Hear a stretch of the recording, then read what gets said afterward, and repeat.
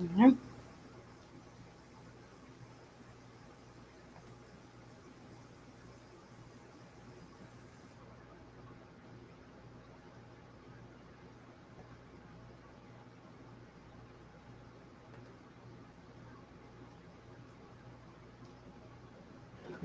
All right.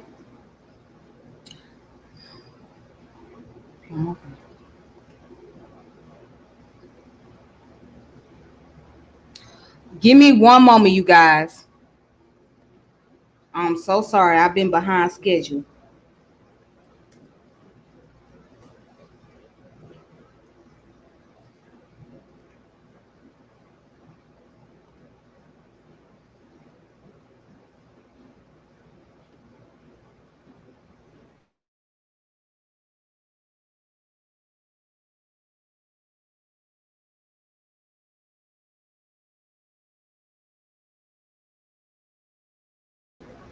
Okay.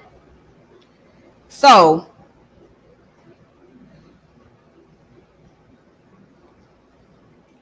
hold on. What just happened?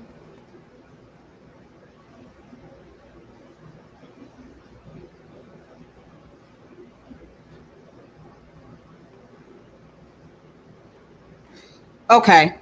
So, may peace and power elevation be to all of you. Oops.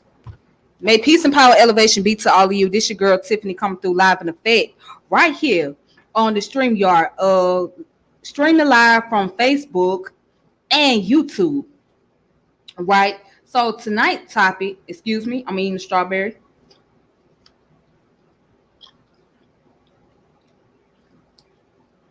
So tonight's topic, we're going to be talking about nationality, sovereignty status, and also the UCC codes. Okay. So we're going to talk about, does nationality build sovereignty status? And if so, how does it go about doing that? And what is the UCC code? So tonight I'm going to have some brothers on here who are part of the Moorish community. I'm trying to get them on. Hopefully they can get on here. So I'm going to give them a minute to get here and we can sit down and have this discussion. All right. So I hope you guys can hear me, or if you're able to hear me. So I'm waiting for the brothers to get on here.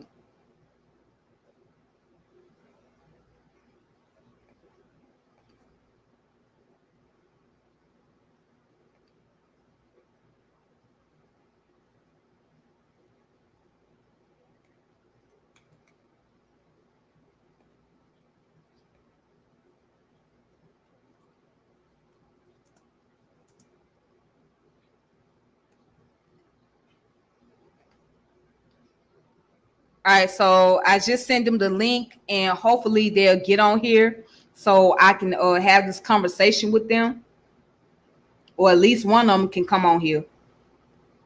So why did I decide to talk about nationality and sovereignty status and the UCC? Well, the reason why I'm talking about this, or having this conversation rather, because I've been hearing about it a whole lot. You know, people talk about, if you claim a nationality, right, you will earn some form of sovereignty status. And in order to make sure your sovereignty status is legitimate, you have to use a CC. You have to use what it called Universal Commercial Code in order to legitimize your status. So it's supposed to be the concept of being self-governing, right? Having your own system in place. So I just want to be able to hear from these brothers themselves who are part of the community, and it's mostly practiced by those that's within the Moorish community, right? Or identify themselves as Moors, because the Moors preach the idea of self-governing and having your own system in place and things of that nature. So hopefully I can get them on here.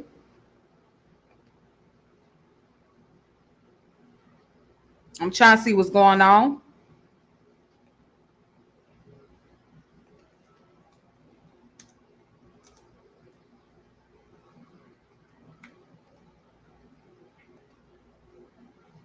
Okay.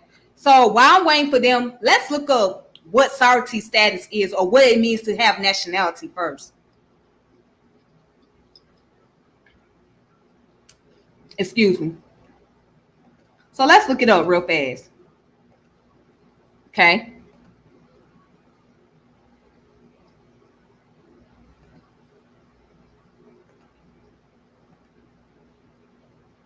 All right, if you guys can see my screen right here. Now, what does it mean to have a nationality? All right, so according to Merriam-Webster-Dictionary.com, because that's the most common dictionary that we use here in the United States.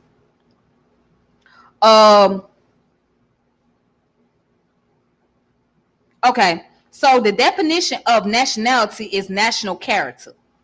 The nationality of Ireland is in her songs and in her stories and in her chronicles and in her tradition. That's the example. Nationalism.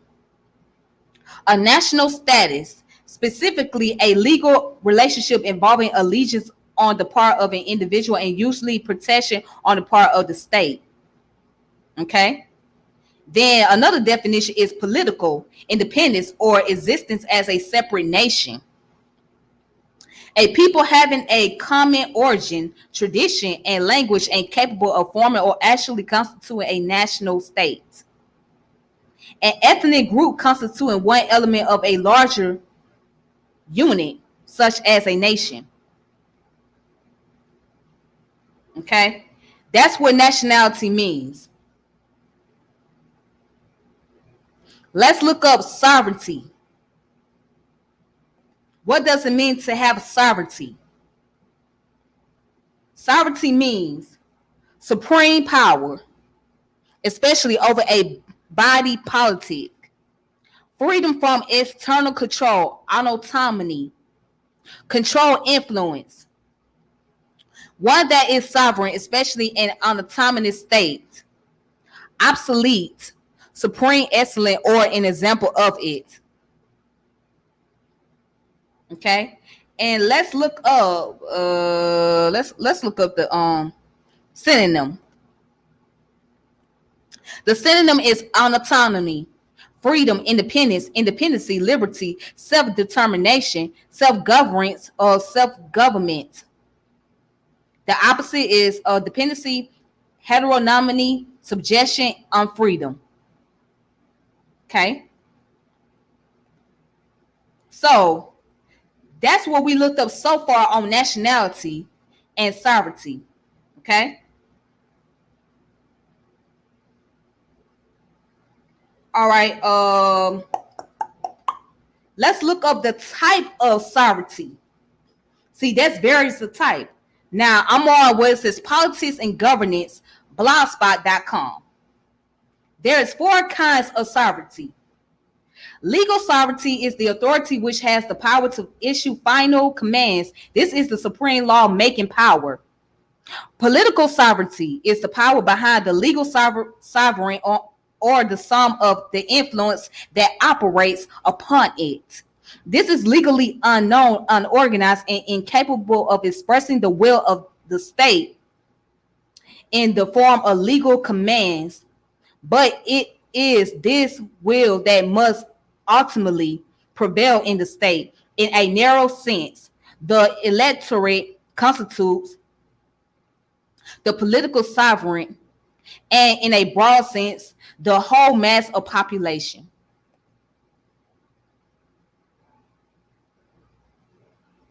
Okay. Now, let's look up internal sovereignty. Refers to the power of the state to control its domestic affairs. It empowers the state to make and alter its system of government and to regulate its private affairs, as well as the rights and relation of its citizens, without any dictation, interference, or control on the part of any person or body or state outside the particular political community. Okay? Let's look at external sovereignty. It's the power of the state to direct its relation with other states. With this, the state is not subject to control, dictation, or government of any other power. It implies the right and power to receive recognition as an independent power from other powers and make treaties with them on equal terms. Make war or peace with them, send diplomatic agents to them, acquire territory by conquest or occupation, and otherwise to manifest the freedom and autonomy. This is also known as independence. All right, so let me see what the brother put down. Brother Consul, peace be upon you. You put down the Uniform Commercial Code is not a federal law. I was just about to get into that. I'm just about to get into that real quick. Now, I'm reading the definition. I'm waiting for these brothers to come on. Let me find out where they at. Give me a moment.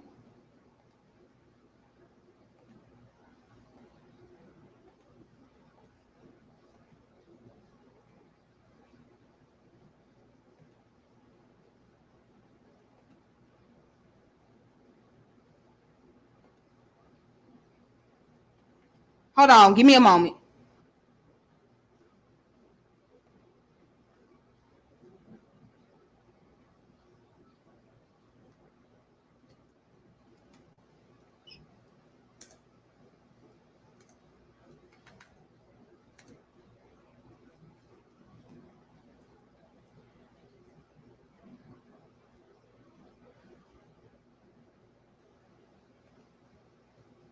Let me see something.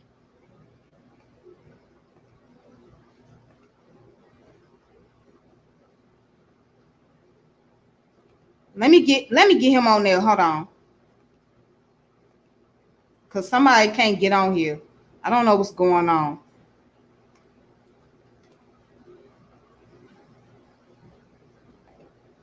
Okay. So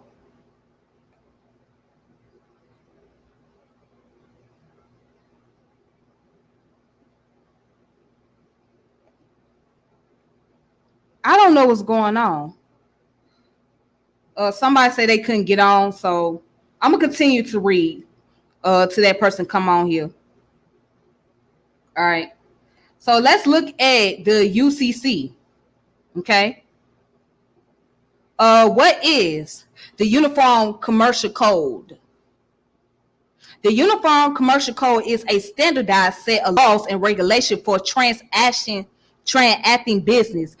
Then UCC code was established because it was becoming increasingly difficult for companies to transact business across state lines given the various state laws.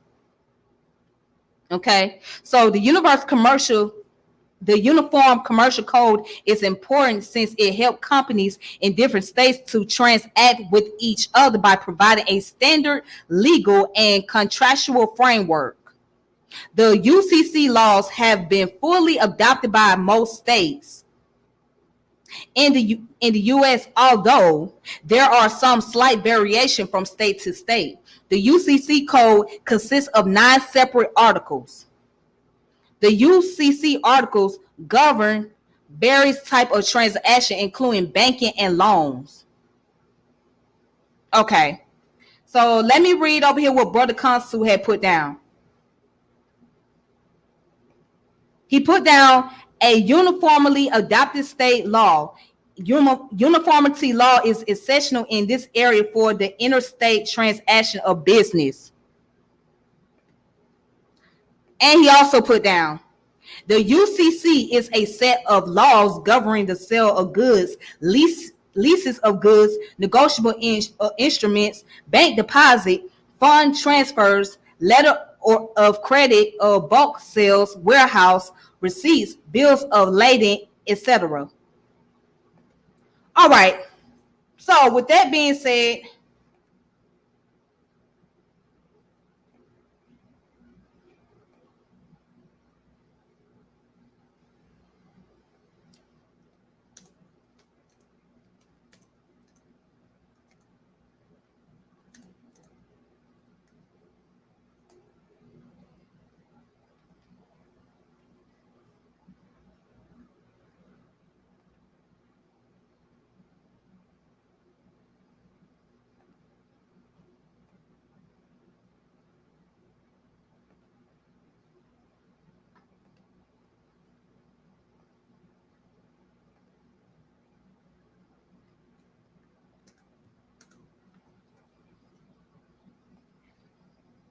Sorry about that, you guys. I'm trying to get this person on here.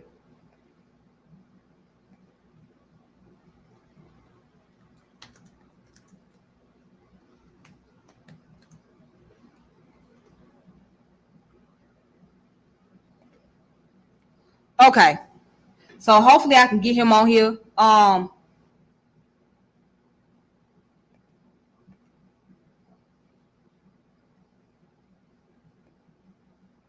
So yeah. So the question becomes, how did UCC codes, right? If it's not a federal law and it's not mandated, okay, try to get on the live.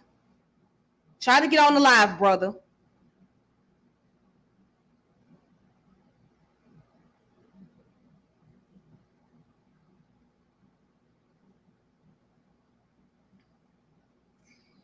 If the federal law is not mandated the UCC code, then how did it get used into the practice? Like, how did it become a practice in the Moorish community? How did that concept get intertwined with sovereignty and nationality? That's the question I have. I'm just curious. Because if it's not a federal law,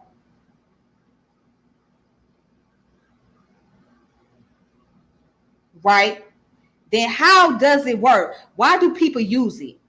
What's the purpose?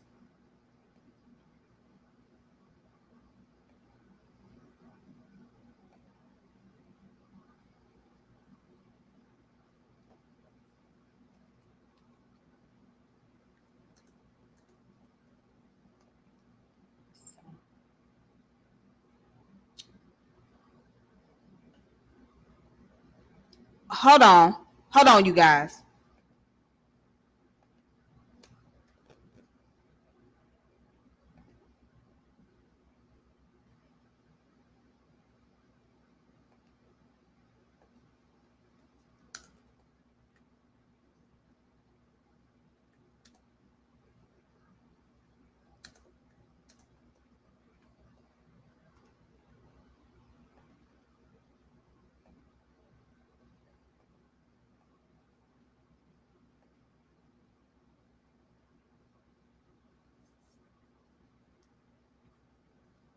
All right, so I'm still trying to get this brother on here. He's having a little technical difficulty.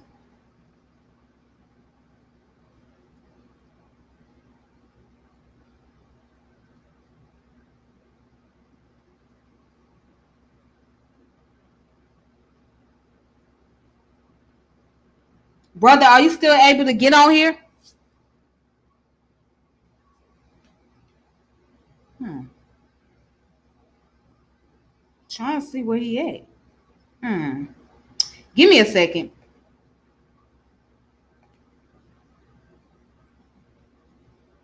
What's going on here?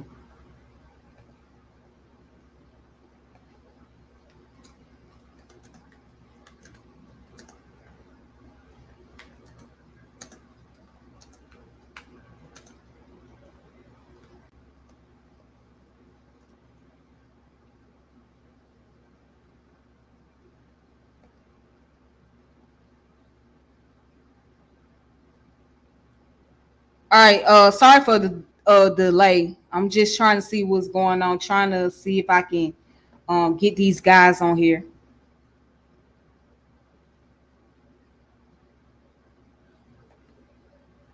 Hmm. Okay, there he go. I see him. All right, I see one. You see me? All right, peace, brother. How you doing? Shalom, shalom. Peace unto you, Queen. I can't hear you. Hold on. Okay, Wait a minute. I can't hear you. I'm sorry. I can't hear you. Hold on.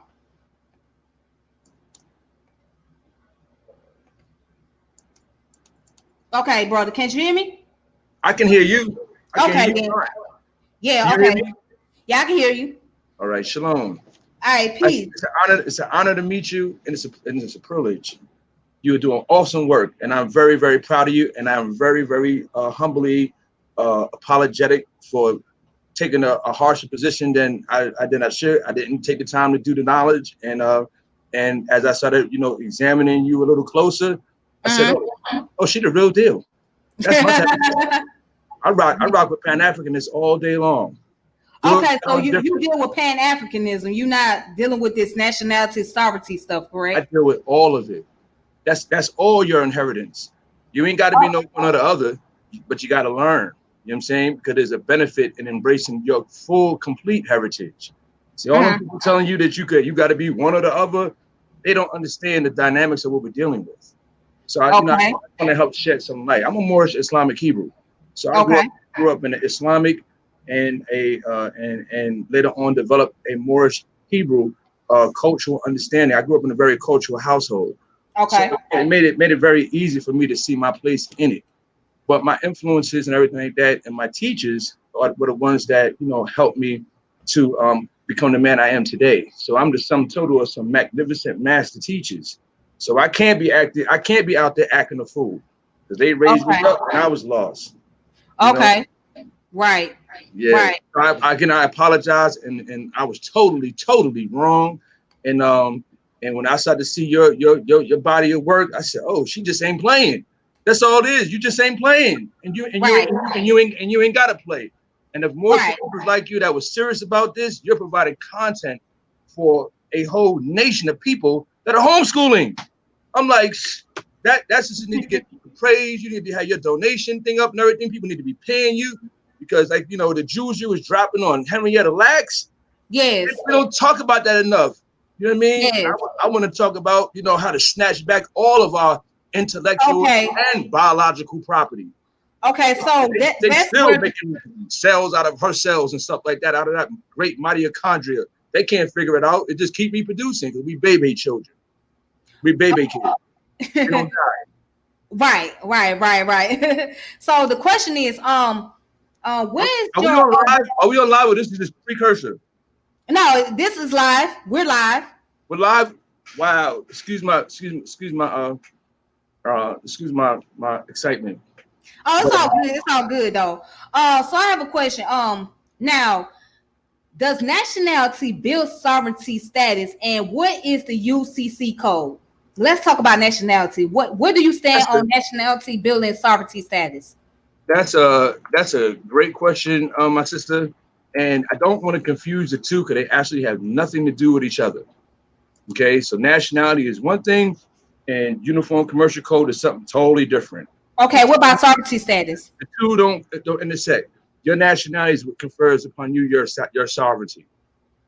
Okay, You so have a very powerful nationality that supersedes even the Constitution, because our Moorish treaties that are based on Islamic empires that go all the way back, 1400 years, but the Moors who created empires based on Islamic jurisdiction, which is something outside of the pale of Christian jurisdiction, established treaties at the foundational stages of the development of the United States. And those treaties are encoded and codified in the United States statutes at large. So they're read, with the Constitution, and actually comprise the supremacy clause of the Constitution. And it's not that we so special, so unique and everything. It's that that you have a treaty. mhm. All nationalities have treaties, all of them. So that's why you don't see people with nationalities being ill affected in the same manner, degree, and vitriol that you see with the denationalized, undeclared Moors, misnomered as Negro, colored, and Black or African American, because no treaty protects that status. That's a second class status. So real quick, nationality is a legal identification of a person in international law. Okay, so to help you understand that, well, first and foremost, I want to say, arise and give perfect praise and honor to Yahweh Allah, and I want to just greet you with the salutations of peace, of assalamu alaikum, shalom, shalom, hotep, alafia, and I also want to extend high honors to the Caliphate of Murakush Caliphate of America, our great sultans, our great Khalifa, I want to extend salutations and peace to all the sheiks and sheikesses of the Moorish Science Temple of America. Uh, Too many to enumerate. We're a very, very large community, and all those wonderful Moorish interest groups, organizations, indigenous groups, etc. I really just want to focus on just get these few words in with you, but I just want to start off like that. So yeah, so again, nationality is the legal identification of a person in international law, establishing the person as a subject, a national of a sovereign state. Nationality, though it differs technically and legally from citizenship, which is a different legal relationship between a person and the country. So, as a nationality of people, okay, as a descendant of Afro-Asiatic people. So when I'm using terms like Afro-Asiatic or Asiatic or Mhm. Moor, I'm talking about Black people. Don't get it twisted. You know what I mean? I'm talking about Mhm. our people, but I'm Uh-huh. using it, but I'm talking about them in the proper person. I don't refer to our people as Black because Black has no standing at law. And that's something that we had to correct legally so that we're not continue to be preyed upon as we have over this 400 to 500 year ma'afa that we suffered in this country. When you return to your nationality, you come back into the fullness of the use of your treaties. So declaring your nationality is a very, very powerful step that we must take forward, moving forward as a free and clean people. You have our nationality was taken from us. And Mhm. what we call slavery in America was actually the act of denationalization and colonization. We really shouldn't call it slavery Why is because, that? well, um, because it will help us put a better orientation of what we need to do to fix the situation. Okay, because every nation on the planet, has experienced some measure of slavery. So Right. our situation is not unique. What's unique about our situation is we are the longest standing nation on the planet that have remained in a colonialized state since that time. And we have to break that. And you break that by declaring who you are and tying back into not only the constitutional fold of government, but the international fold of government, which doesn't treat to a color coded caste system, calling people by colors.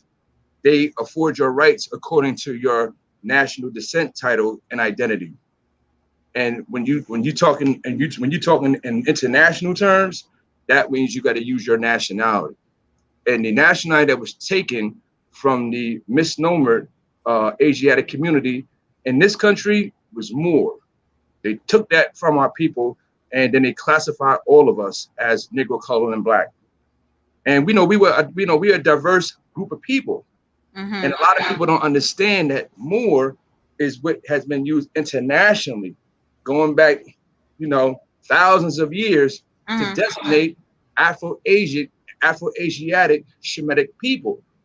That means as a Israelite, you are a Moor. As an indigenous member of the society, you are a Moor. In international law, okay?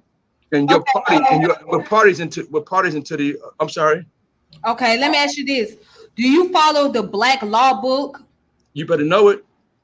You better Okay. know it. So you The believe that? reason why that's important is because just like any other discipline or profession, there is a language for it. So the language of law is contained in its law dictionaries, and that's a term called legalese.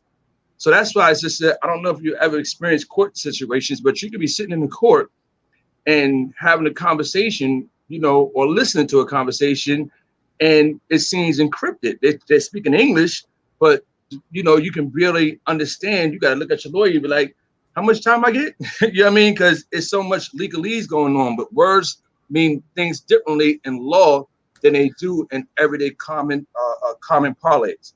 So that's important to know. And it took us a long time to understand the colonists' use of legalese, which is why our remedy has been so slow coming. But understanding that there, is a huge part of understanding not only how to achieve remedy domestically, but how to get remedy internationally. And international law, you can't come up there talking about I'm the black man, Asiatic, making only cream of the planet Earth. You know, you can't come in there like that. They'll see you out. There's others that have tried that. Okay, when you come before the world, you have to come representing your nation.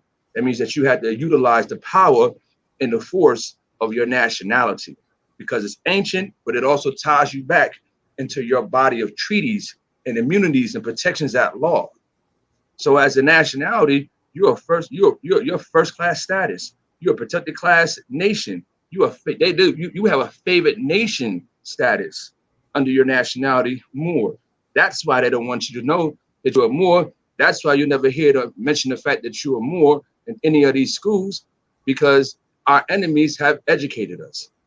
So they're not going to give us an education that's going to put us on what? Equal footing. So nationality is ancient, and without it, you curse yourself. So if you go back into the law of Israel, the law that was given to Israel to perpetuate their success, one of those laws was to honor thy father and thy mother, from which we all spring, and we would retain blessings by doing that. So nationality is a spiritual concept of honoring what? Thy father and thy mother. When we fail to honor thy father and thy mother, we incur the curses on us that are attributable to a people in a state of acquiescence. So we're cleaning up the acquiescence or the fall that our forefathers acquiesced to in order to survive. This was done under acts of war. Okay, we didn't have a choice in the matter. As the colonists developed more sophisticated weaponry, he was able to levy us with acts of war and violence that we did not have the capacity to even withstand, because that's not our way. We're not a violent people. Okay, so let me ask you this: will Yeah. sovereignty status work as of today in Mm-hmm. the United States? Would that work as of today? If you claim Yes. Yes. nationality, would it work of today for you to earn sovereignty status? Yes. And And how and would you go about doing that in the law sense, in the courtroom, and all of that? How do you go about doing that? by being who you are, by representing yourself in propria personae juris. That's a Latin term for being in one's proper person. Okay. But when we say the word sovereignty, sovereignty implies many different things. Okay. But when you're talking about, individual sovereignty, you're talking about basically being the king without subjects, being your own queen without subjects. Mm-hmm. Okay. That means that you're totally beholden unto the creator for Mm-hmm. your rights. Doesn't mean that you trample or transgress the rights or disregard the rights of the nation that you're in, but that means that you must learn those rights. See, with sovereignty comes responsibility. You got to read your state constitution. You have to read your national constitution. You have to, I'm sorry, I'm just grabbing this book. Mm-hmm. You have to, know and read your treaties. You got to know your rights. You Okay, can't go in which here talking treaty do about you you refer sovereign because, to? That's huh? the question. Which treaty are you referring to when you talking about know your rights? Which one? Well, the treaties that founded America, America was founded under Islamic Moorish treaty relationships with the Empire of Morocco, going back to 1787, 1767, something like that, and then it was renewed in 1836 by the emperor's son. So we, as Moors, we have a distinct status above and beyond everything. Why? Because Africans were already here. Afro-Asiatic people were already here. Indigenous people were already here before the so-called slave trade occurred. So what they did was, when they got, established and comfortable, and the founding of this particular dispensation of government here in America is a result of the outgrowth of the conquest of the Moors. So when we fell, That's what allowed them to classify everybody. But we were already here. Christopher Columbus ain't discover America. When he came over here and everything like that to the West Indies, he discovered indigenous native people speaking in native tongues, such as Hebrew, such as Arabic, such as Algonquian, and the lands that we built in this nation are ancient. He had to use his Moorish navigators to even communicate with the indigenous nations here. And if you read the digest of Christopher Colombo, you'll see all this information in there. Yep. So what do you want to start with? Books such as this. Okay. Books such as this. This is an introduction to Moorish race and nationality. It's 400 pages, and it contains many magnificent source references. Okay.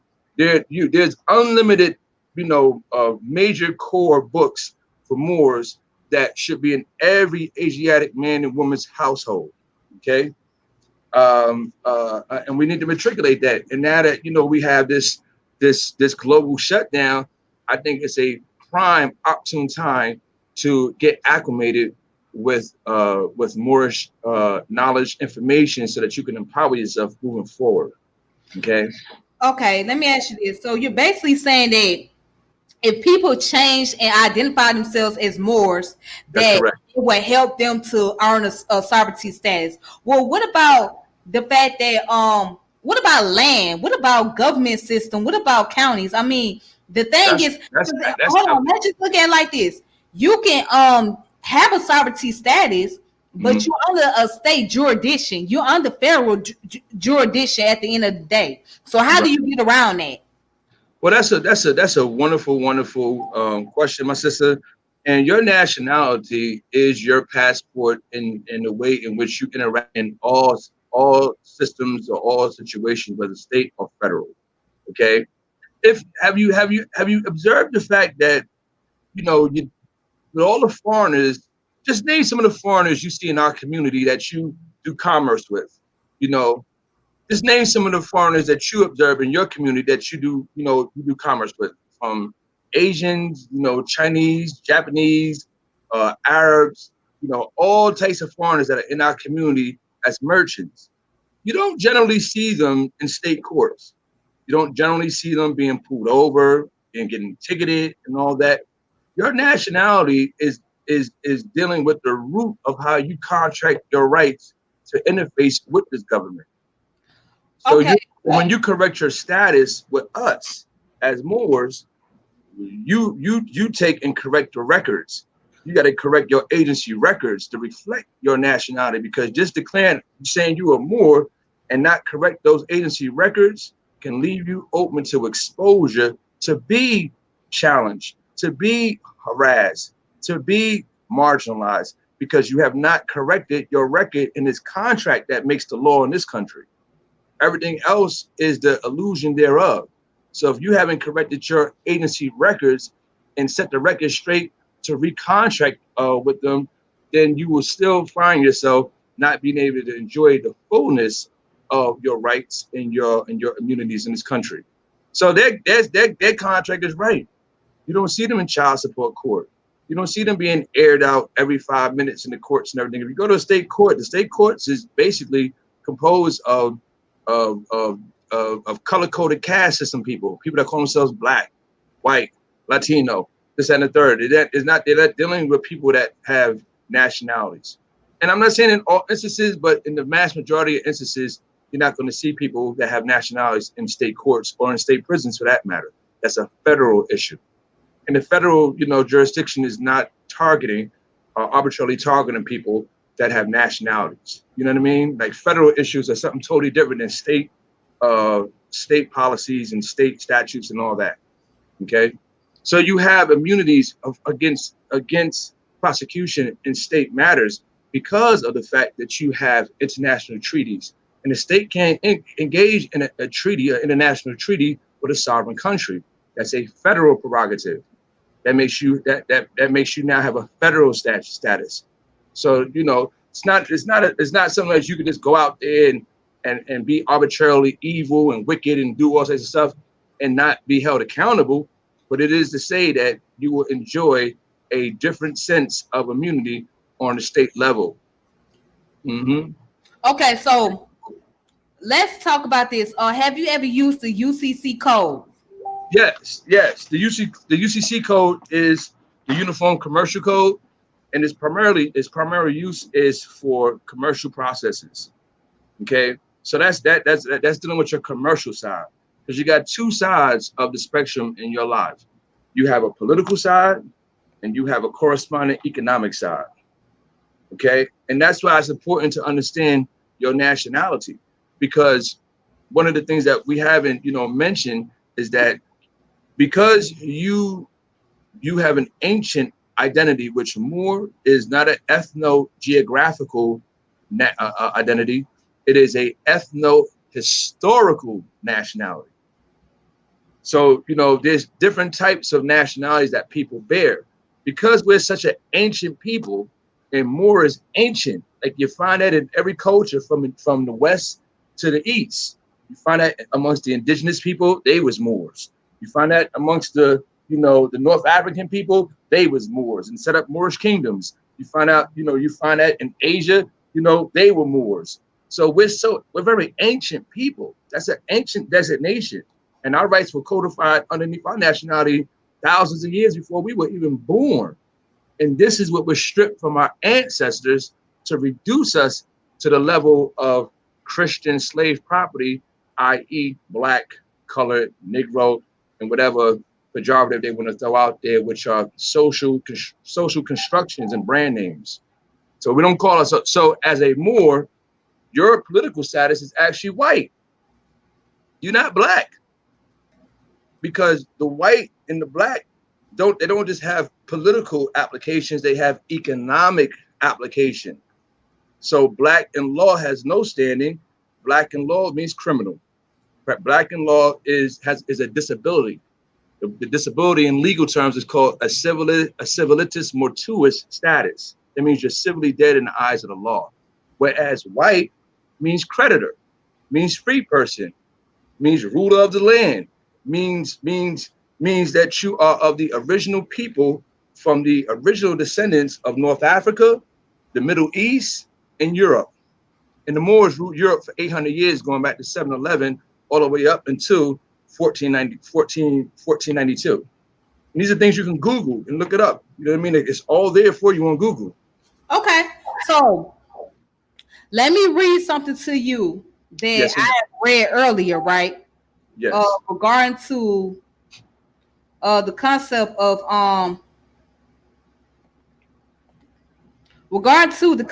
of nationality and stuff like that. Yes. Right? Yes. So, okay, let's look at the different type of sovereignty first and foremost. Okay, so kinds of sovereignty. All right. Legal sovereignty is the authority to which has the power to issue final commands. This is the supreme law-making power. Okay. That's right. What's called political sovereignty is the power behind the legal sovereign, or the sum of the influences that operate upon it.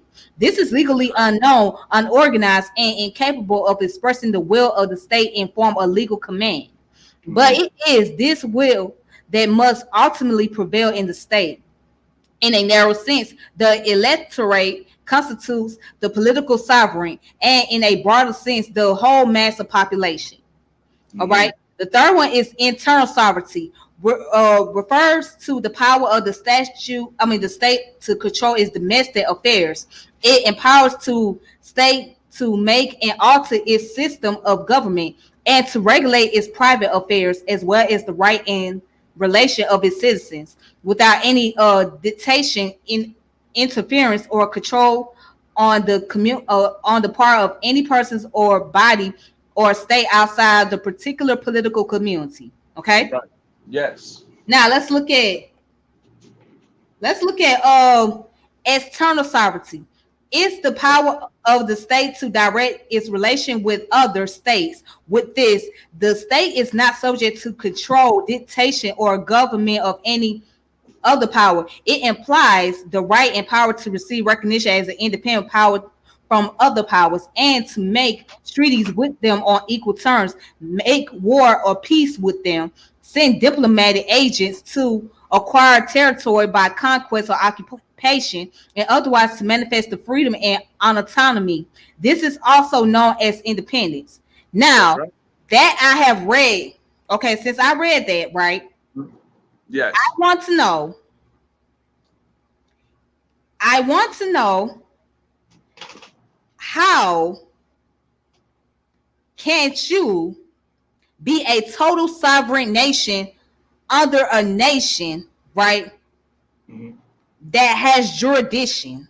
Now, I can see if you had your own county and your own city, Mhm. but with that being said, that still goes through a process to have all these things. You have to go through the process of voting. You have Right. to go through the process of buying land. You have to go through the process of having a neighborhood. You have to go through the process of having a strong, solid foundation or That's infrastructure, right. which is a community. Okay. That's right. That's right. So again, let me ask you this. Yes, ma'am. Now, what state do you live in? I'm in North Carolina. Okay, North Carolina. Do you drive around with a North Carolina tag, or do you drive around with a Moorish tag? No, I actually drive with a North Carolina tag, but the way my vehicle is registered, it gives it that same effect as a Moorish tag. So my vehicle is not registered in my name. My vehicle is in a Moorish trust. It's in an Islamic trust. And as a result of having my vehicle in an Islamic trust, I actually travel with transporter plates on my tag or on my tag because my vehicle is registered up to my trust and not to me individually. And I'm also self-insured as a result of being able to deposit my own self-insurance bond into the county and having it recognized by the insurance commissioner for the state of North Carolina. So there are ways to identify yourself But and you had prioritize your assets. hold on, but you had to register with North Carolina, correct? Well, yes, my trustee registered it with Okay. Carolina. Okay, But but so but but, therefore, but, but it's not the contract, sister. It's not the contracts that we and that subjugate us. It's how we're contracted up. See, that's the issue. And that's what took time for Moors to matriculate and develop. Back in the day, we didn't deal with none of these contracts. We did our own thing. Okay. But like you read there, we were not ready for that final stage of sovereignty because it's because just as Honorable Elijah Muhammad taught us in Message to the Black Man, land is the basis of independence. Okay. But until that is achieved, you have a right to have your individual recognition and status and rights afforded to you under your nationality. So you can express that as a nation within a nation. It's how you contract up with them. So we gotta correct our agency records, and but you'll be able to walk at in the end that of the even day, within any nation. okay, but at the end of the day, you still follow a jurisdiction. Well, not necessarily so. You Yes, know, you do, because you just said, hold on, you just said that you registered under North Carolina law. that's correct. So That's correct. otherwise, if you did not register under But I North didn't. But I didn't Carolina, register it under the law. Yeah, I hold on, didn't. Uh-huh. hold on. If you did not register under North Carolina's law, you would have not got your license plates. That's correct. Yeah, yeah. You got it. You still have to follow certain procedures and protocol. And this is what we do when you come into the temple or you come into the caliphate of the Moors. We teach our members how to restructure and reorder their affairs so that they can indemnify themselves and reduce their exposure to the jurisdiction of the state. And that doesn't mean just withholding or pulling back from everything. No, that means you're gonna be like Neo in the Matrix, and you're gonna go back into that machine and you're going to get your stuff right, and you're going to see the machines start operating in harmony with your will, as opposed to what's it been up to this point. So it's not the fact that we have these contracts that make us subjects. It's how we're contracted up to do business in this system that affects us. Because you're contracted up and everything under a slave designation as Negro, colored, and black, that doesn't afford you any protections or immunities at law to be able to challenge anything because you're contracting up as a slave subject, as a slave Christian subject. So that plays a big role. So at the end of the day, can we say that what you're doing is more so of a business than it is of a government system? No, no, no. We have our You own. just said it's a contract. Now, when you talk about contract, what we think of when we hear the word contract? Contract is a social agreement or a pact between one or two or more parties. So it's how you're entering a contract or or an agreement as to how your rights or your assets are going to be governed in here. For example, go ahead. So let me ask you this: who currency are you using? Are you using Moorish currency or are you using the United States currency? Nope, nope. We use the currency system that's available to us. However, That's the United States currency system. yeah, but Moors are encouraged to stock up supplies of silver. Okay, Okay, what is that? this is silver. This is silver. Silver of what? This is 5 troy ounces of silver. Okay. Okay, does it say United States or does it say Moorish? Well, it can say anything on there. What you want to look for is, does it say 0.999 fine silver? Okay. The designing on it is inconsequential to the quality of the silver. And that's important because one of the things that evidences that you're not a debtor, that you're not a slave, is contained in Article 1, Section 10 of the Constitution, which talks about real money. Real money is predicated upon gold and silver, or instruments that are backed by gold and silver, unlike the Federal Reserve note, which is not. So it's important for people to understand that, because you can create your own negotiable instruments and your own indemnity bonds and other instruments based on the silver that you have in your possession to act as a private banker. And so there's a lot of things that we teach people in terms of how to navigate on the other side of the paradigm once they declare and proclaim their nationality and correct their status, that you're not able to do in the current legal status that we're in as Black and African American, which are not nationalities. Those are slave brands. Okay, they don't tie back to no people. There's no ancestors for Black. There's a question on here, and I think this is a good question. Yes. What can I see the questions too? Does it allow me to see the questions too? Oh, you should be able to see it on your end. Okay. It says, what can a sovereign Moor do that a regular person can't? They got to be more specific. Okay. A free Moor can do a lot of things. A free Moor can do a lot of things. What can't you do as a Moor who claims sovereignty that a regular citizen of the United States cannot do? It's such a broad question and everything like that. I don't really want to butcher the answer because I don't know what they're getting at. But one thing that you can do more effectively than others is that you can establish, your rights in any situation, or establish your will without having to worry about them being trampled or you being told what it's going to be. You get to determine that for yourself. So there's very strict limitations on state police contact with Moors.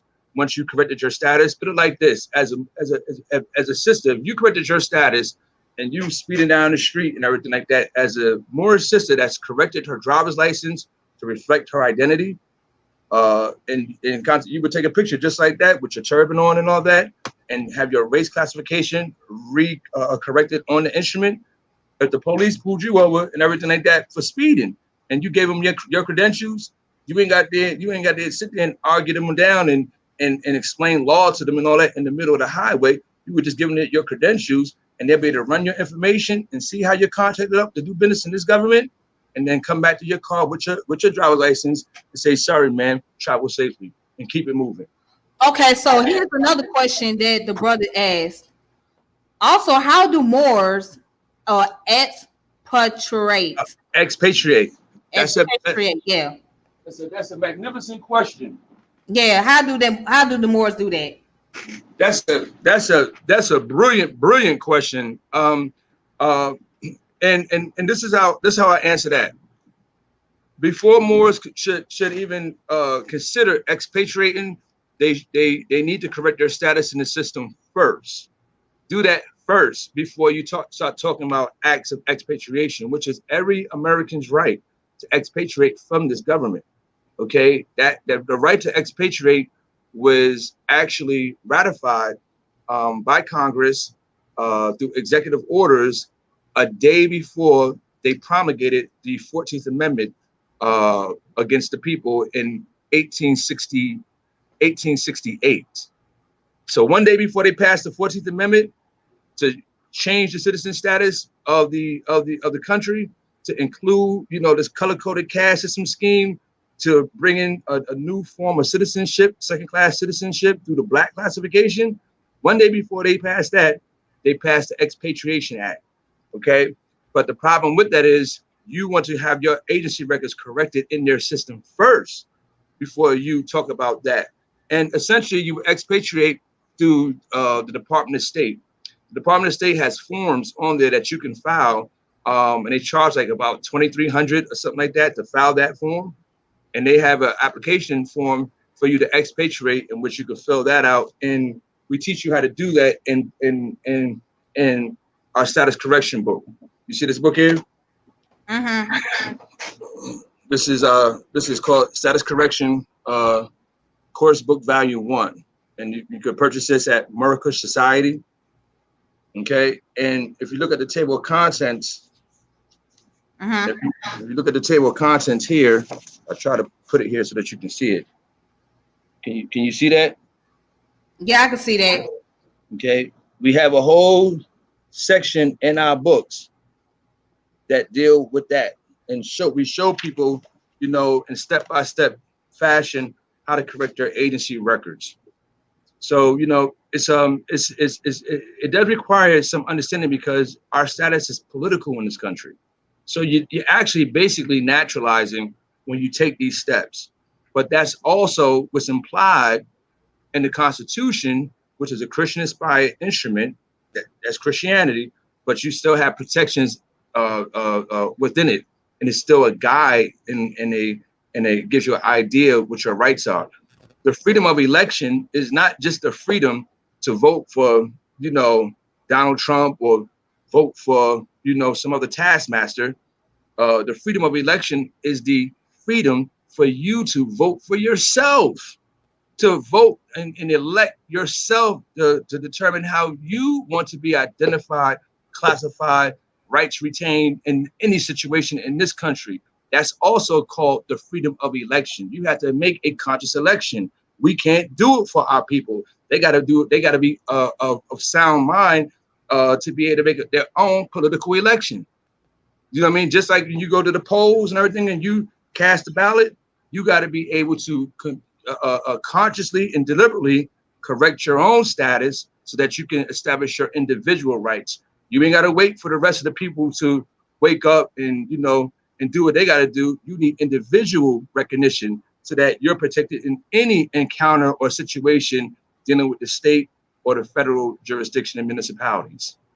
So expatriation is a option for Moors, and it is a valuable option and stuff. I just caution Moors to correct their status first before they consider that. And also take the time out to go on the website, on the government websites, and get educated on that subject matter, because you'll find that a lot of Europeans, European Americans have been expatriating, for the past several years in great numbers as they see the signs of the times that show that the rise of the Moors is imminent, and that we're coming back out of interregnum back into our power. We're getting ready to inherit all this, but we're putting in the work to do that because that's what the contract says. That's listed in our treaties. The problem is because we had so few people who were actually corrected.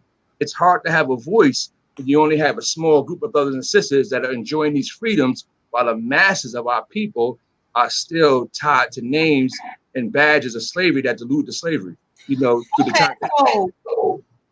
So you're trying to say that because we identify ourselves as black and we identify ourselves as African, we tie ourselves back to slavery. Don't you think that's pretty disrespectful? No, it's not. Is there a screensaver option on here? Is there a screen? Can I show my screen on here? Yeah, you can share your screen. Okay, I'm gonna try to. At the bottom. Okay, I'm gonna try to share. Okay. Do you see it? Yes. Okay. Okay. I should have tried to do all this a few minutes before. Okay, I'm trying to share this screen. I want to get past all the mysticism and deal with the facts, so that this isn't looked upon as what the Moors uh, are just saying. Okay, can you see that? Let's see. Yeah, I can see it. Okay, all right, great. Okay, so I want to take you to I want to take you to I want to take you to the official documents that explain exactly what these racial categories mean. Okay, that way we can all be on the same page and understand why it's important, how it's being used against us, and why it's so urgent for us to make a political election so that we're not marginalized as a result of incorrectly identifying. Okay, for some reason it's again. Okay, okay, all right. Um, okay, so this here is the form that's utilized by HRs all across the country, from your jobs to schools, government agencies, and this is the ethnicity and race identification form called the Standard Form 181. Okay, can you see that screen? Yeah, I can see that. Great. Okay, so on this form, it's just a one-page form. It has the legal application of the terms or race classifications that are given to us as options on various forms, from job applications to Census Bureau reports. And it's important that we understand and apply the meaning that is the legal application of it, and not what we have in our own internal cultural interpretation of the terms. So if you look here, you will see that Black or African American is a unique meaning that states a person having origins in any of the Black racial groups of Africa. Okay, whereas all the other identifications, it prefixes it by stating a person having origins in any of the original peoples. For American Indian, for Asian, a person having origins in any of the original peoples. Native Hawaiian, a person having origins in any of the original peoples. And then white, a person having origins in any of the original peoples. Well, when you get to Black or African American, it says a person having origins in any of the Black racial groups of Africa. So you see how that's marginalized and isolated in terms of its meaning. And then you got to ask yourself, my sister, uh, are there any Black racial groups in Africa that you know of, legally speaking? Well, Or, you know or what? Okay, in Africa, yes. they have tribes, right? Okay. Now let's break down our genetic components as us black people here in America, right? We come from Central West African tribes. Okay. So we don't come from just one lineage. We're composed of multiple tribal lineage. Well, that is And correct. hold on, let me finish. We're Uh, composed of multiple tribal lineage. All right. So to sit here and tell me as a black woman to denounce being African, which that is my bloodline, which is where I was traced, mhm. that is very oxymoron. That doesn't make any sense. Let me tell you why. Because earlier you stated Afro-Asiatic, right? Yes, that's You correct. said Pan-Africanism. So okay, the question is, how do you represent Pan-Africanism and then turn around in the same breath to say denounce your African lineage and just identify as more or identify as being sovereign? Because more the lands and the empire of Moors was founded in North Africa and West Africa. So the treaties that protect us as Moors are African treaties, are North African treaties. So Moor is the pinnacle of Pan-African nationalism. But you got to understand, sister. Okay, There's hold on. You said more is pinnacle Pan Africanism, right? So therefore, yes. you're just identifying that you just acknowledged that Moors particularly come from Northwest Africa. No, they don't know that they don't. That Moors are diverse melanated people. They're a diverse, group of Shemitic or Semitic and Hamitic people. Okay, Okay, so how are they a pinnacle of Pan Africanism? How are they pan? because those are African treaties, my Wait a minute. sister. Somebody put African or Moors.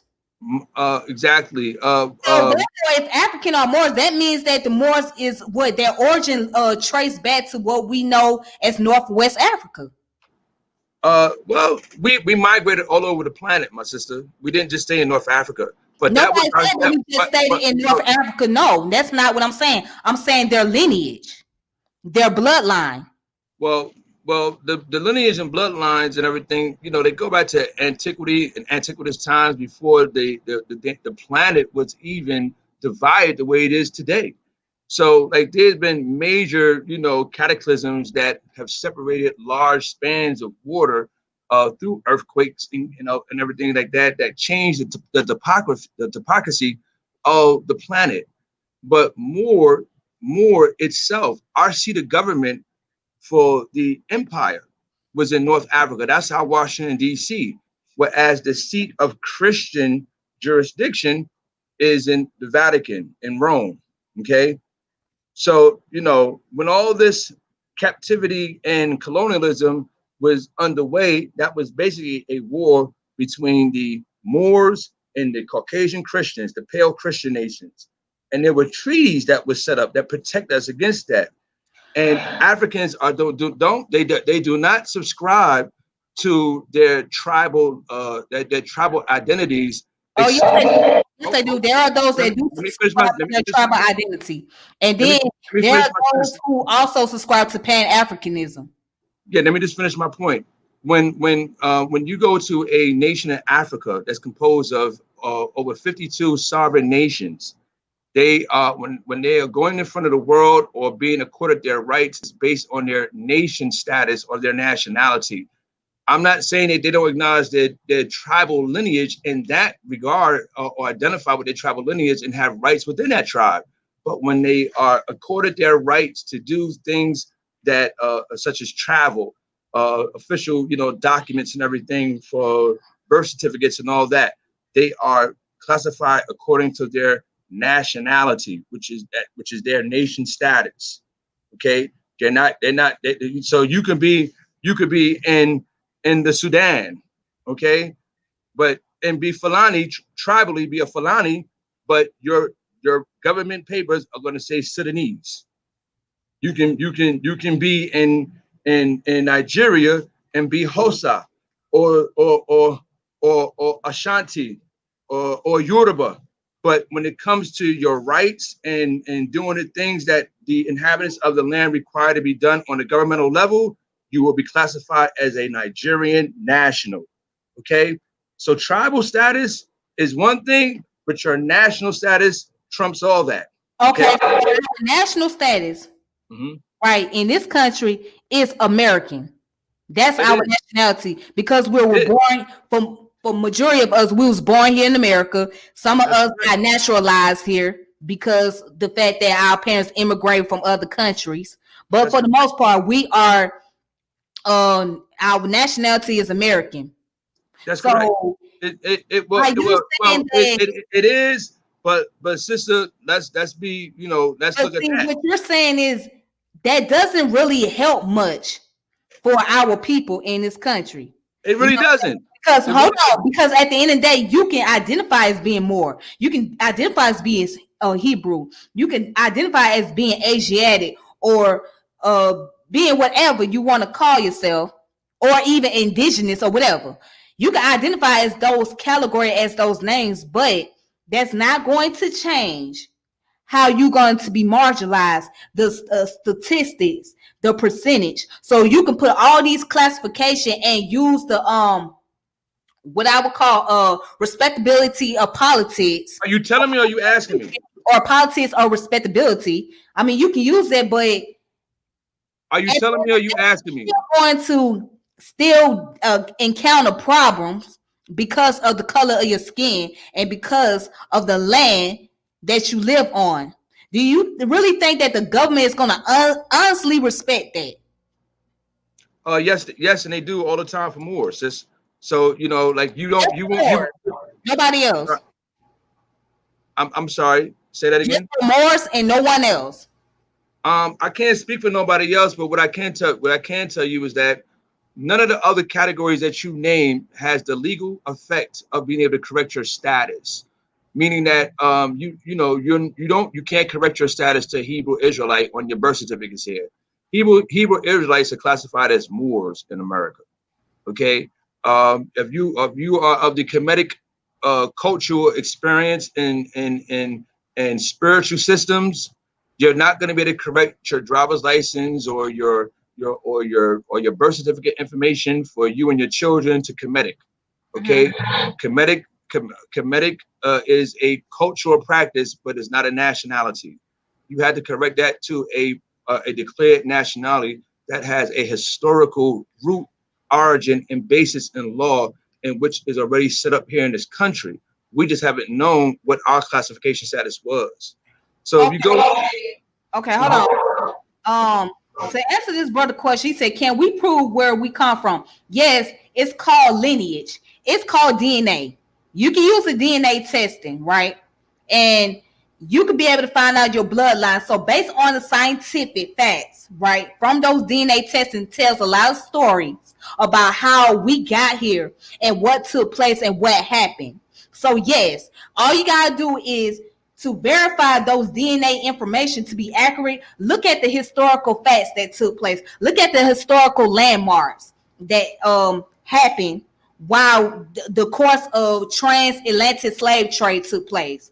If you know about the transatlantic slave trade, you will know that that itself is a fact. That's not something that's made up. Okay, that was no, not it's not. something that was just thrown out there. That's something that actually happened to our people. And to this day, we deal with the effects from it. And we're talking about 500 and 600 generation down the line. We're still dealing with the effects that took place from that transatlantic slave trade, which is called epigenetics. Okay, epigenetics is above genome, meaning that we open our gene expression. All right, so we carry on different traits. Okay, we're not talking about just phenotypes. We also talking about personality traits and things of that nature. So yes, you can prove that.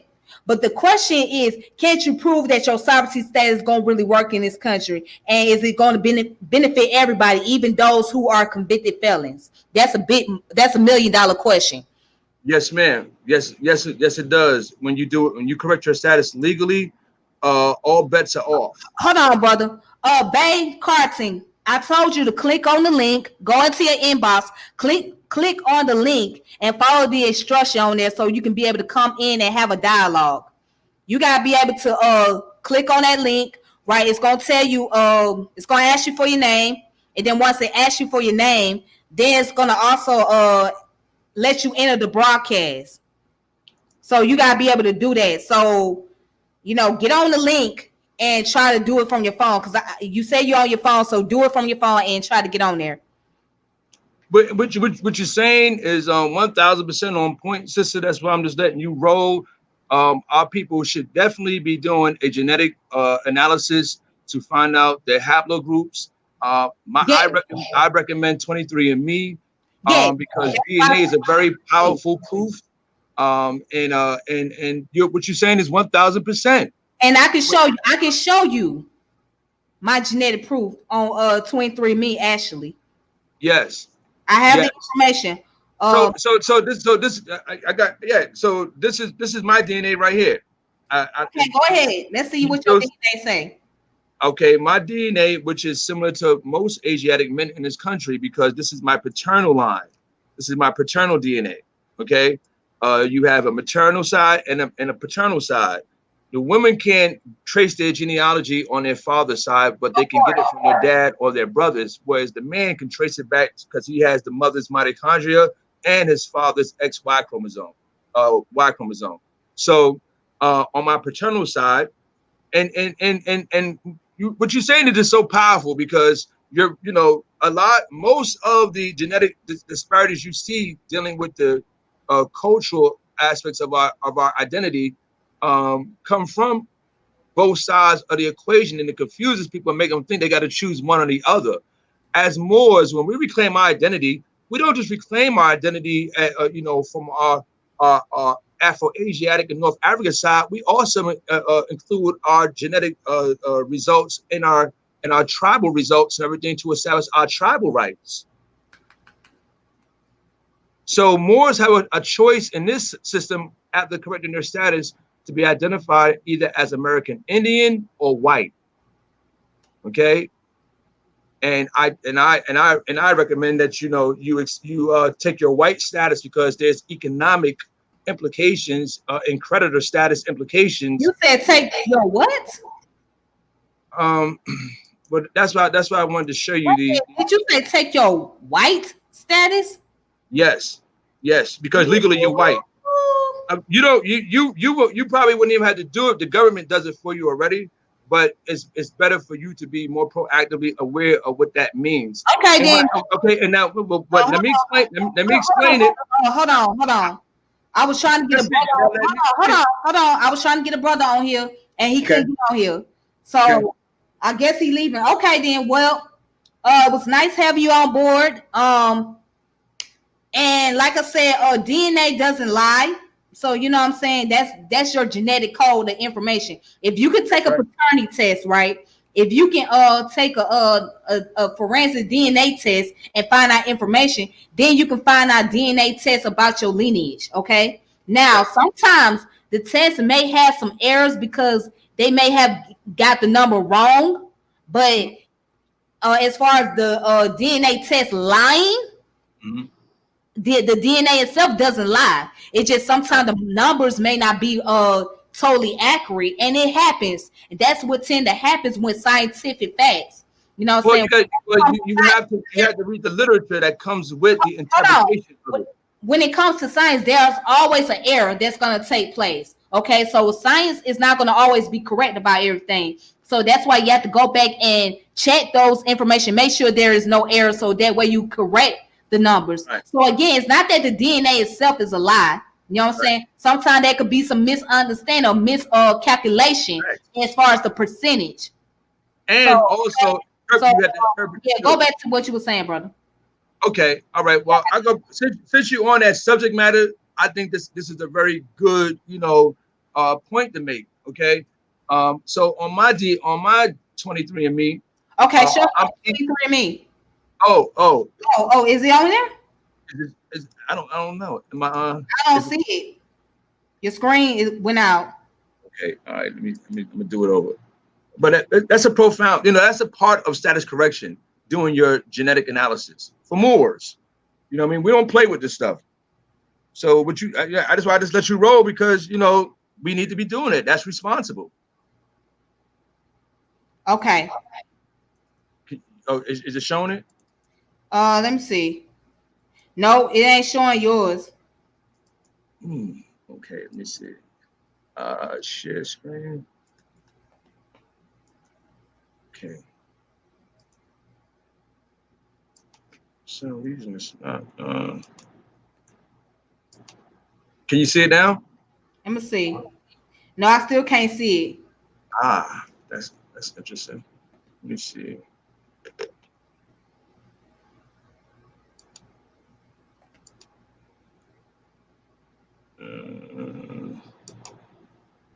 Okay. Can you see it now? Yes, I see it. All right. So this is my genetic background. My genetic background is E1, B1, A7A, which is a subgroup of E1, B1A. That's that Cohen gene. That's that Bantu gene, which Bantu people are traditionally associated with Afro-Asiatic Israelite people that spoke different dialects of Hebrew. So in this haplogroup E, it arose in the eastern part of Africa about 30,000 to 40,000 years ago. Since then, migrants have carried it throughout the continent and into neighboring regions of Europe and the Near East. which are Okay. okay within Africa. Haplogroup E is extremely common and widespread, reaching levels of 75% or more among Arabs and Berbers in Morocco.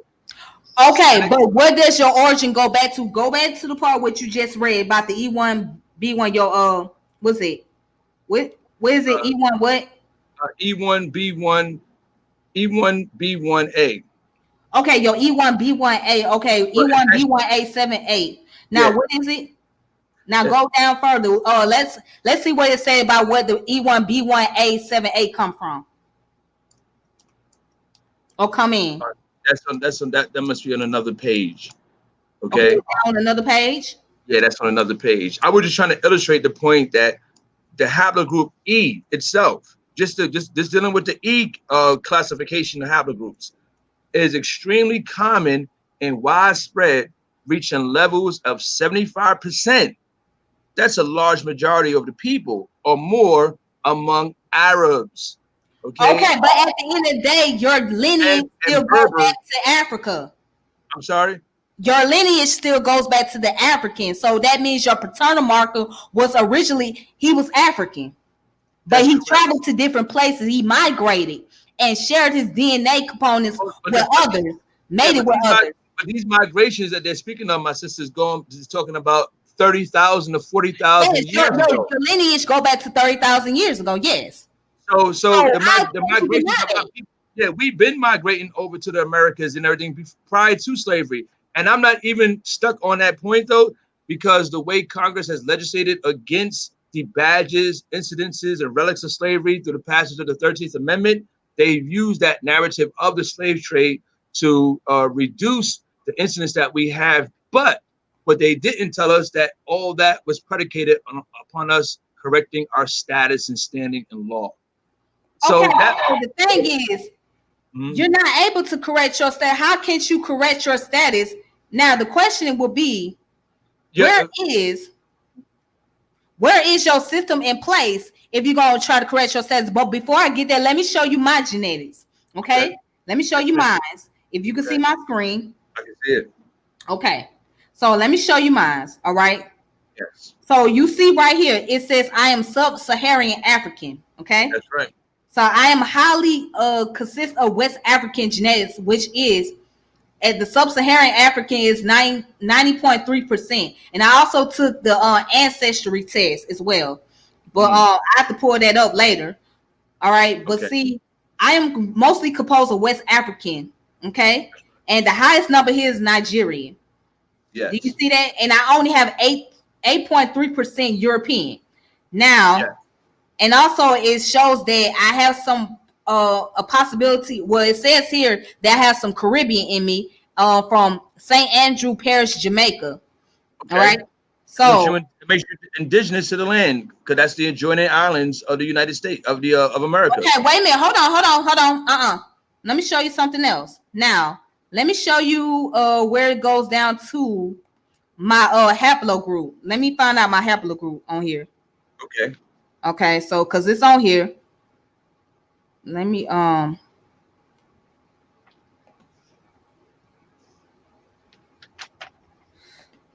it on here. Let me look up haplogroups. I know I can because it showed it on here before. Uh-huh. Oh my goodness.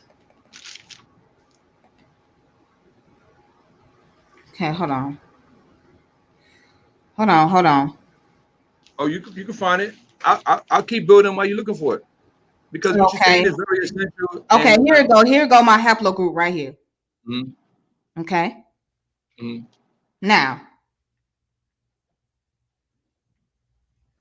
okay, here you go. You see it? Yes, ma'am. All right. So it says, Tiffany, your maternal haplogroup is L3D15. All right. Now it says, as our ancestor virtual out of Eastern Africa, they branch off in diverse groups that cross and recross the globe over tens of thousands of years. Some of their migration can be traced through haplogroups, family or lineage that descend from a common ancestor. Your maternal haplogroup can reveal the path followed by the women of your maternal line. Now, Mhm. listen here. All right, so it's L3D. That's the maternal group. L3D. Okay. Okay. All So right. now let's go down in here where it talks about the origin. It says your maternal line stems from a haplogroup L3D, a branch of L3 that arose in Western Africa about 26,000 years ago. Like many haplogroups found in that part of Africa, it spread widely with the migration of Bantu speaking people that began approximately 4,000 years ago. L3D is We now cousins, found baby. We cousins. hold on, huh? We cousins then. Okay, hold on. Bantu speaking people. My Yes. my my my lineage is Bantu. Okay. That So would make you an Israelite in African culture. okay, hold on. L3D is now found at a high levels among the Bantu speaking Suka of Tanzania and is quite common in Mozambique. Due to the importance of Mozambique. West, Mozambique. yeah, Mozambique. Okay. Mhm. Due to the importance of West Africa in the Atlantic slave trade, it is Mhm. also found among African Americans. Okay. So now check this out. L3D15. Your maternal haplogroup is L3D15. Traces back to a woman who lived less than 26,000 years ago. That's nearly 1,040 generations ago. What happened between then and now?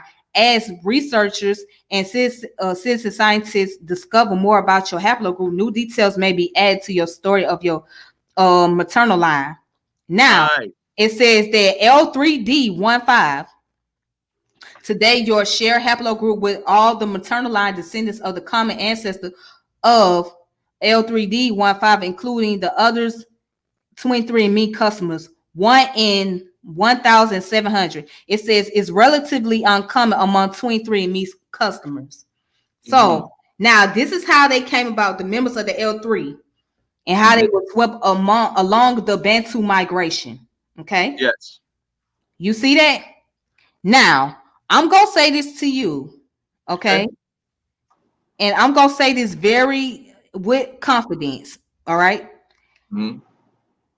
I want you to hear me out. There would be no way in the world, after knowing my lineage, right? After studying my lineage, there'll be no way I would denounce that I am of African descent and turn around and say that I will be white just so I could earn a status in this country. I would not be All right. playing the So, respectability of politics in this country. I all would right. not I understand. I understand it. So game. let me establish the facts on that so that we're very clear on what I'm I'm not telling gonna you. do that. I'm sorry. Well, let me explain it to you so you can have a comprehension. Can you see my screen? Okay, I'm just gonna start it over. Okay. Oh, excuse me. Okay. Where your screen? I don't see your screen. Do you see my screen now? Yeah, I see your screen. Okay. All right. This here is this is how race is determined in America. This is the interpretation of it through the integrated post-secondary educational data system, definitions for new race and ethnicity categories. Okay. Central to understanding how race or the color-coded caste system operates in this country. Okay, because race is actually a mythology. You have a nationality. Yeah, we can agree on that. It's a social Yes. construct. Exactly. So in this society, which is unique because it's built on colonization of different ethnic groups through force of arms, is not dealing with nationality. Okay. The definitions for new race and ethnicity categories. It says race, ethnicity, new definition. They put a new definition in place to promote their policy objectives and goals to maintaining this color-coded caste system. So it says categories developed in 1997 by the Office of Management and Budget, the OMB, which is a subdivision of the Treasury Department, that are used to describe groups to which individuals belong, identify with, or belong in the eyes of the community. I want you to pay close attention to this part here, sister.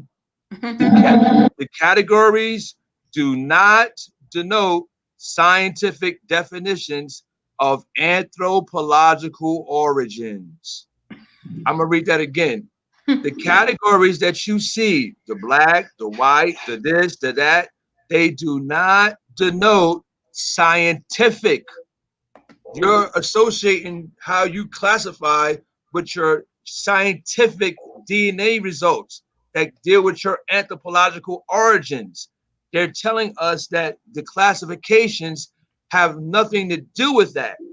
If you came from West Africa today, right now, you would be classified if you came through Ellis Island and you naturalized and got your naturalization documents and took them down to the Social Security Administration, got a Social Security card.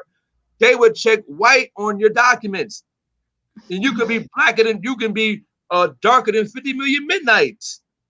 All Islamic countries, all Islamic countries, whether it be the Middle East, or North Africa or West Africa, when they come over here, it could be Egypt, they're classified as white. It's a political and commercial status only.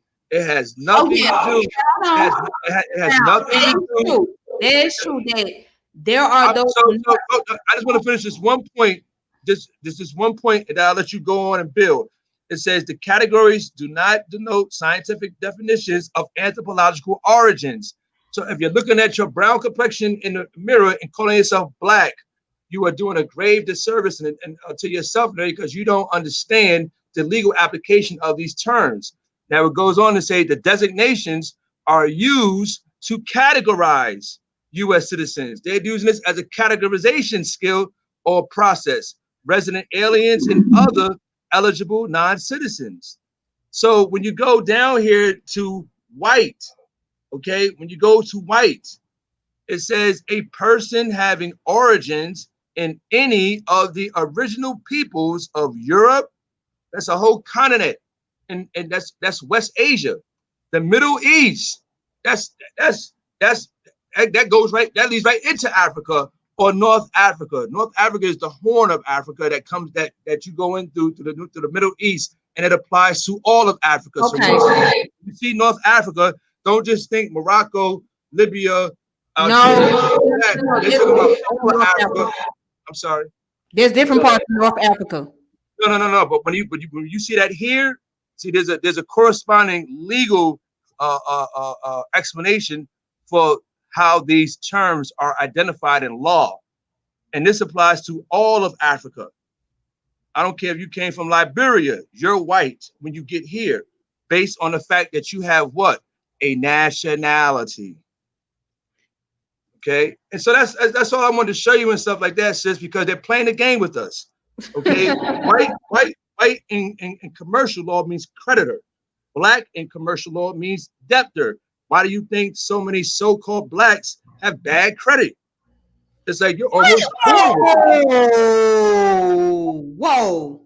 No. How is that you gonna have bad credit because you don't identify as white? That doesn't make any sense. Yeah, because you're not into banking. When you get into private banking, you'll learn all these things. Do you know? Okay, hold on. Do you know how many black-owned banks are here in the United States? Not many. It's not many. There are black-owned banks, right? Not many. That's owned by black people. Well, when you see a melanated person, you can assume they're black and they're not. Most of the melanated police that go through the system, those forms that I showed you, they're filled out for them and corrected for them by the HR. That's why they have certain immunities and protections against abuse. Listen. If you listen, I'm telling you, I can clarify because you can Google this. Where are you getting this from? You can Google it. You can actually Google it, and they'll tell you when the Attorney General in Baltimore was seeking to get indictments against the police for the murder of Freddie Gray. There was a news reporter, I forgot the sister's name, that she was fired from her job, and she revealed that the officers that were indicted or that were seeking indictments for, who were Hispanic and so-called black, were actually listed on paper as being white. So that right there puts them in a predicament of a protected class status above black, just by way of that classification. And so you can't look at somebody and tell what their political classification is. That's those are private acts. So you could have somebody like Obama sitting in in the presidency, and usually see a melanated man and say he's black, and he's not. He was a foreign-born Kenyan by way of Hawaii with a Hawaiian birth certificate that's legally classified as white on his agency records. And he came forward and told us that black has no saying at law on the Tom Joyner morning show. He admitted it, one time throughout his presidency, and it was retained through a transcript. But you can't even get copies of that show anymore. But he came on there and everything, and they greeted him. They say, "Hey, man, it's our first black president." He said, "No, I don't consider myself black." He said, "Black has no standing at law," and broke it down, and then made speeches about it, identifying as a Kenyan American. So he wasn't identifying as Negro, colored, and black. He's not a black status, even though he's melanated. Everybody that's melanated isn't classified as black. Okay, I'm gonna show you something. Mm-hmm. I'm trying to find it. I'm gonna show you this clip real fast, right? And I just want you to pay attention. Yes, ma'am. Okay. Mm-hmm. Yes, I'm gonna find this clip. Okay.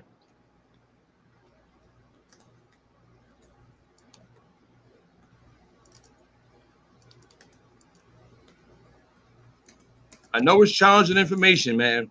I know it's challenging. Okay.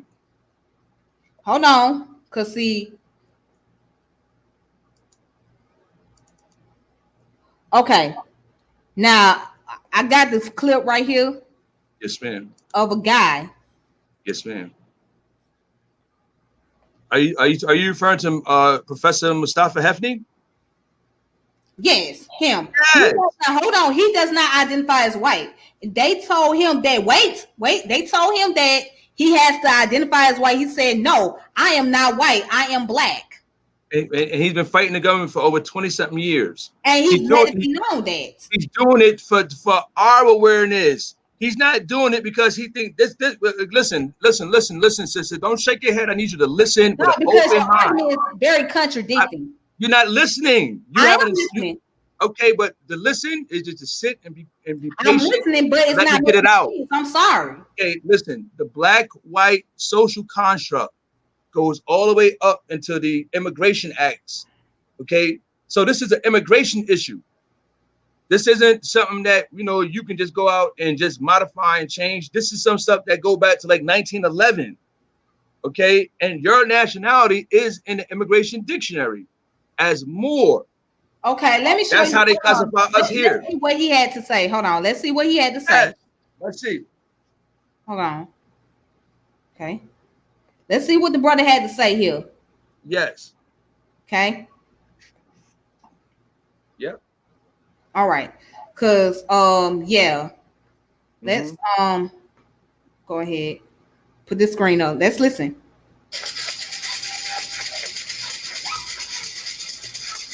I'm a black Egyptian. My father is much darker than I am. My mother is lighter than I am. In Egypt, people are identified by the religion first, not the race.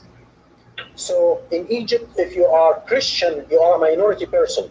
But if you're black, you're not a minority person. You are a part of the mainstream society. And I came from this background. And in Egypt, you identify as Arab and as Muslim. And in this country, when I first came, I identified myself as Arab American and Muslim first. And gradually, I became to identify myself as black. I came to the US in 1978, and I became a US citizen in 1985. When I became a US resident, I was told by the immigration naturalization that I'm white. And I told them, I'm immigration and naturalization. You are white. All Arabs in this country, all Arab immigrants are white. I didn't pay much attention in the beginning to this because in the Arab world, we identify with our ethnicity first as Arabs, and then with the race second as black or white or whatever. But in this country, you identify with your racial group first and then with your ethnicity second. Gradually, I became black first and Arab second. And I rejected my white classification publicly for the first time in 1987, in February, as a panelist in a function sponsored by the Association of the Study of Black Life and History in Detroit.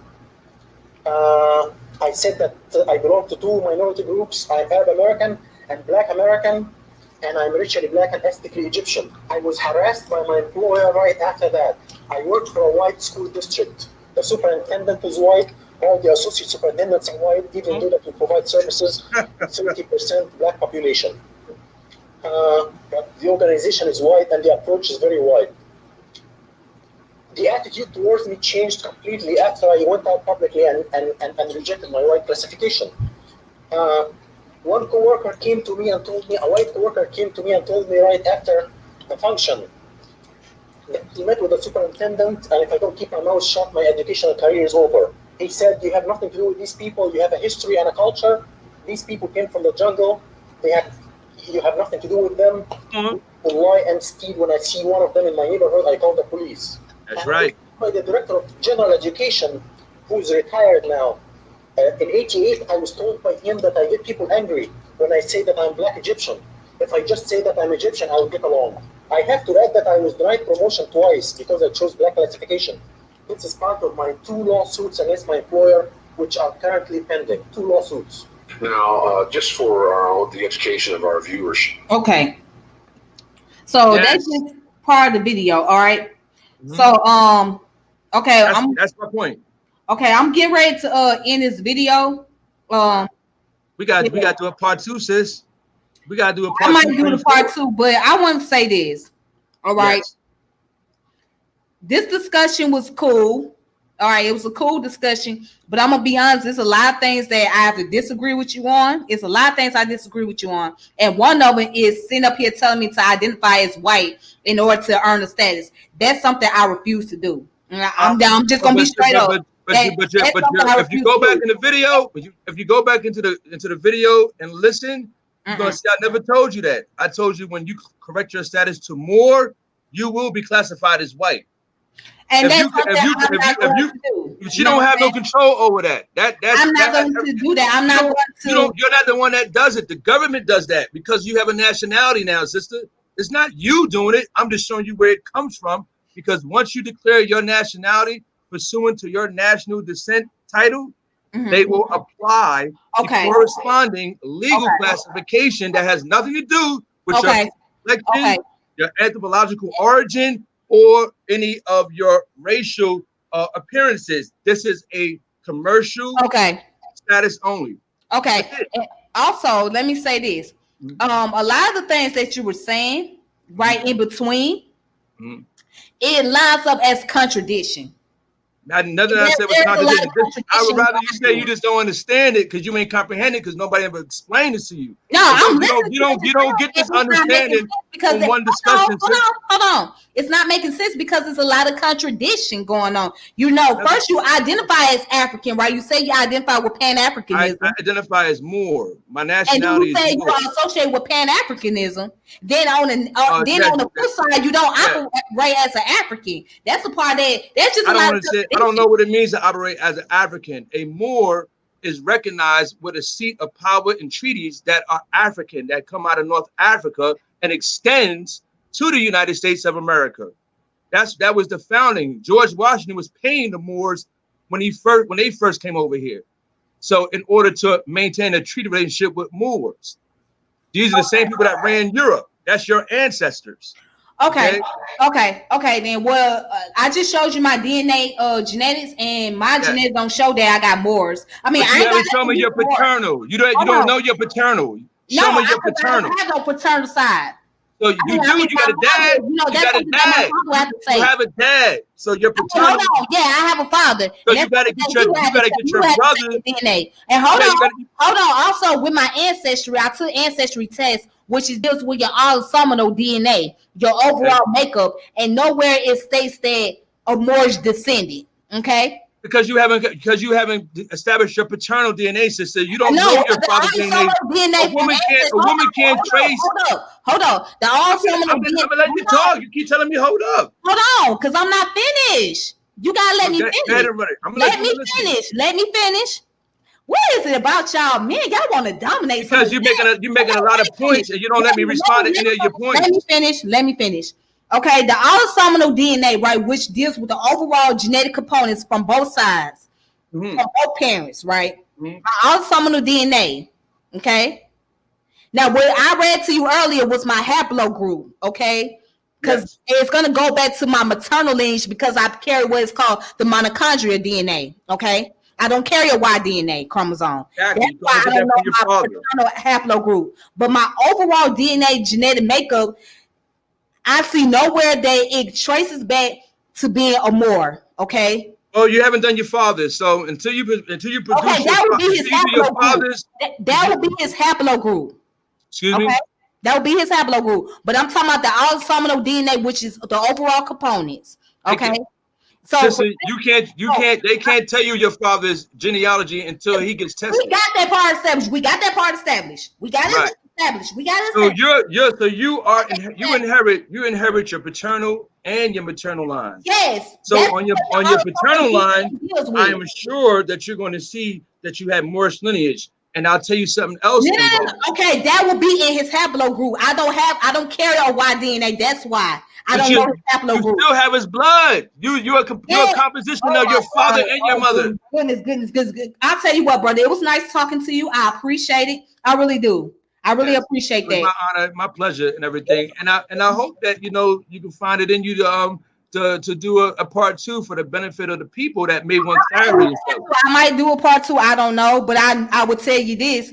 This argument, the conversation was interesting. Like I said, it was a lot of contradiction going on, and a lot of things didn't make sense to me. You know what I'm saying? Now, some of the stuff you was on point about, then other stuff that you were not so much on point. But when you review the video and everything, I appreciate this dialogue. I really do. I hope you have a wonderful evening, and I appreciate you. We'll reconnect later. Okay. All right. I appreciate you having me on your show, and I look forward to seeing it expand and grow. And it's been a pleasure dialoguing with you, my sister. Okay, then. All right, then. Thank you so much. Thank you. All right. Shalom. All right.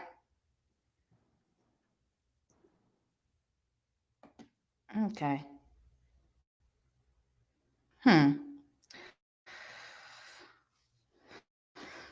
Ooh-wee.